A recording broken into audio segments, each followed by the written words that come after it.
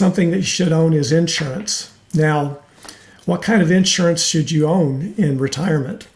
Well, the first two that really come to mind is obviously your Medicare. Having a Medicare supplement or Medicare Advantage plan in addition to your Medicare is very, very important. As many have found out, Medicare doesn't cover all of your medical expenses. So very important to have that. Now, the next question as far as insurance goes is, does Medicare cover long-term care insurance? Well, there is a little bit on that they do. It's a very small amount and depends on specifically where you're at the time. So really the answer you need to look at in thinking like that is the answer should just really be no. And you should be looking at long-term care insurance as or some way of taking care of long-term care insurance. And also the thing that comes up is annuities. There's certain annuities out there you can use for guaranteed income. Some of them are good, some of those are okay, and some of them are not as good. So you need to know a little bit about those and how those might be helpful.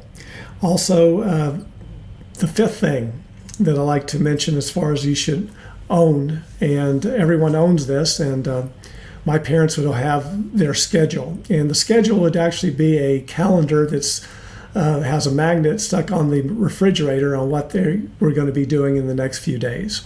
And nowadays it's a little different situation because we actually have these little devices we carry around all the time, and they have our calendar right there. So the reason for carrying a really good calendar, and this is one of the things I think of the most of, is first off is having time to spend with your loved ones. Also, maybe you want to go see this great country. I have clients that are traveling around. They're gone for 3 months at a time, and I get a postcard occasionally, and they let me know where they're at. And that is some of the things you need to take into consideration. You've worked very, very hard for your whole life for this moment in time where you could go see this great country, even travel around the world. And one of the things you may really want to consider as far as your time, and I have people do this, you may not want to spend a whole lot of your time watching the stock market or managing your own assets. That's a big one there. If you're having to do that, you have to think, is this a happy situation or not a happy situation?